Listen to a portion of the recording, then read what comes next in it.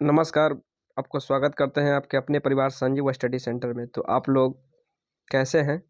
मैं उम्मीद करता हूं कि आप लोग अच्छे होंगे। तो आज की इस वीडियो में मेरे दोस्त देखने वाले हैं फिजिक्स के एक ऐसा टॉपिक जो रियल लाइफ में कुछ और होता है और फिजिक्स के हिसाब से यानी साइंस के हिसाब से, विज्ञान के हिसाब से कुछ और होता है।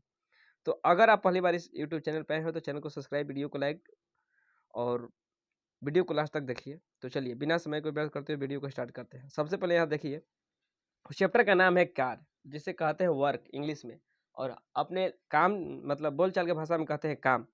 काम देखिए, फिजिक्स यानी साइंस के हिसाब से कुछ और है और डेली लाइफ के हिसाब से कुछ और है। कहने का सेंस है कि आप यहाँ पे ध्यान से समझिए क्या कहना चाहते हैं। कि अगर कोई एक मजदूर अपने माथ पे कोई भी सामान को लेकर या वह काम करे या एक जगह से दूसरे जगह जाए या एक ही जगह पे खड़ा रहे। कहने का सेंस है कि अगर कोई व्यक्ति, अगर कोई एक मजदूर अपने माथा पर ईंटा, पत्थर कुछ भी, या बाराती में जो झाड़ होता है उसे भी अपने माथ पर लेकर या तो एक स्थान से दूसरे स्थान जाए या एक ही स्थान पर खड़ा रहे, उसे हमको पैसा देना पड़ेगा क्योंकि वो काम किया है।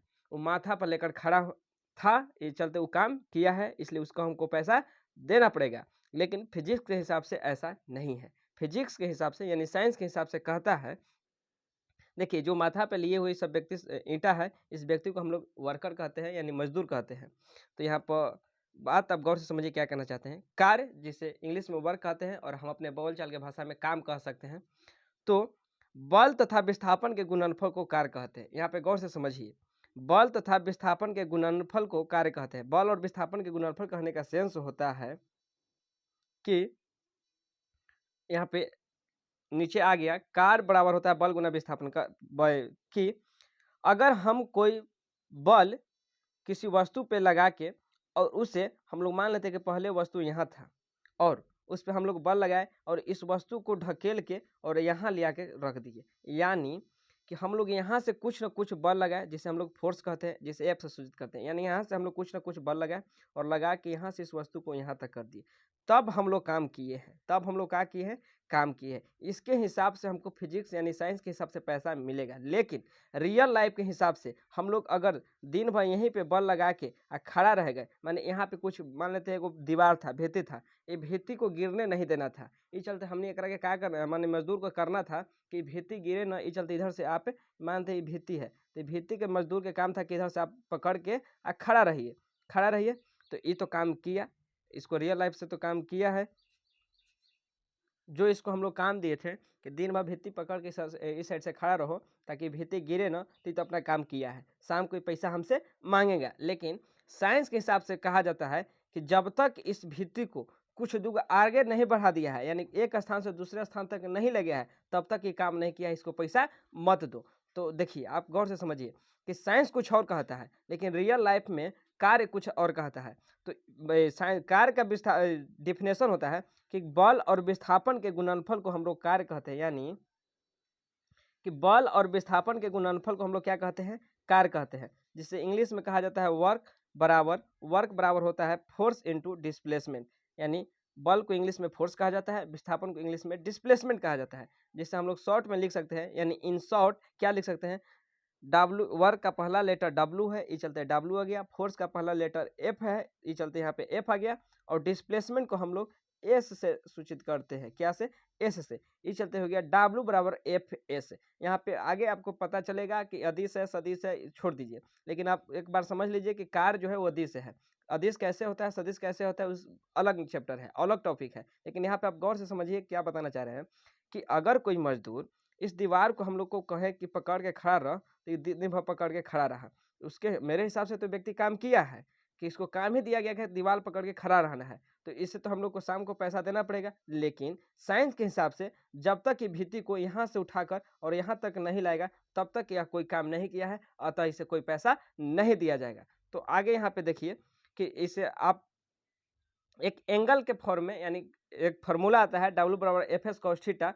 ये छोड़ दीजिए अभी क्या होता है, अब बस इतना समझ लीजिए कि इस पर कुछ न कुछ यहाँ पे जो कॉस थीटा है यही काम गड़बड़ा देता है। क्या? कॉस थीटा जो है काम गड़बड़ा देता है और साथ ही साथ एस भी काम गड़बड़ा देता है, डिस्प्लेसमेंट भी काम गड़बड़ा देता है। ज़्यादातर कोस थीटा काम गड़बड़ा देता है। थीटा कहने का मतलब होता है एंगल। चलिए एंगल बाद में समझिएगा, पहले आप यहाँ पे ये।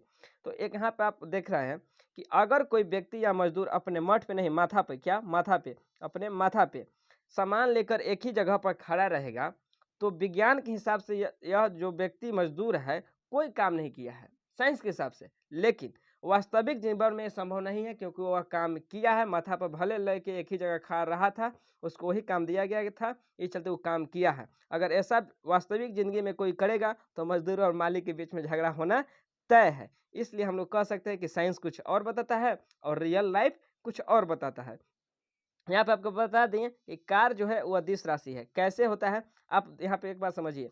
सदिश और अदिश हम लोग दिशा के हिसाब से डिसाइड करते हैं। किसके हिसाब से डिसाइड करते हैं मेरे दोस्त? दिशा के हिसाब से।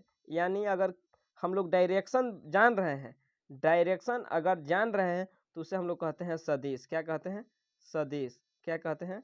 सदिश। अगर हम लोग डायरेक्शन जान रहे हैं तो सदिश कहते हैं, और डायरेक्शन नहीं जा रहे हैं तो उसे हम लोग अदिश कहते हैं।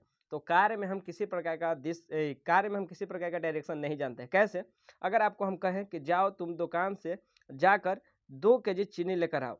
अब तुम पूरब से आओ, पश्चिम से आओ, उत्तर से आओ, दक्षिण से आओ, इससे कोई मतलब नहीं है। या आप उत्तर की ओर मुँह करके आओ, या आप पश्चिम की ओर मुँह करके आओ, या दक्षिण करके आओ, या उत्तर करके आओ। कहने का सेंस है कि आप किधरों साइड से अपने चेहरा को करके, दिमाग हाथ को करके आइए, उससे कोई मतलब नहीं है। यानी इसमें दिशा का कोई ज़रूरत नहीं है। अगर दिशा का ज़रूरत नहीं होता है उसे हम लोग अदिश कहते हैं। तो यहाँ पर आप समझ गए होंगे कि कार्य एक अदिश राशि है। क्यों?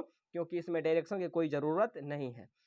अगर यहाँ पे क्वेश्चन पूछ रहा है आपसे कि अगर कोई एक मजदूर एक बैग को अपने मठ पे नहीं, माथा पे, कहाँ पे? माथा पे, माथा पे, माथा पे लेकर 2 घंटे तक बैग को खड़ा है एक ही जगह पर।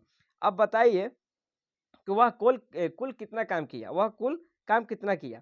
तो यहाँ पे आप कहिएगा कि दिन भर माथा पर बैग लेके, चाहे 2 घंटा माथा पर बैग लेके खड़ा था तो काम किया है, उसको पैसा देना पड़ेगा। लेकिन साइंस के हिसाब से हम अभी एक फार्मूला पढ़े कि W बराबर होता है F into S, F into S. और यहाँ पे बैग को लेकर एक ही जगह खड़ा था, यानी एस का मान 0 हो गया। यानी विस्थापन कहने का मतलब है एक स्थान से, यानी यहीं इसको बैग दिए, यहीं पे खड़ा रह गया। यहाँ से बैग लेके यहाँ तक नहीं आया, इस चलते कोई इसके पास विस्थापन नहीं है, यानी इसके पास कोई क्या नहीं है, डिस्प्लेसमेंट नहीं है।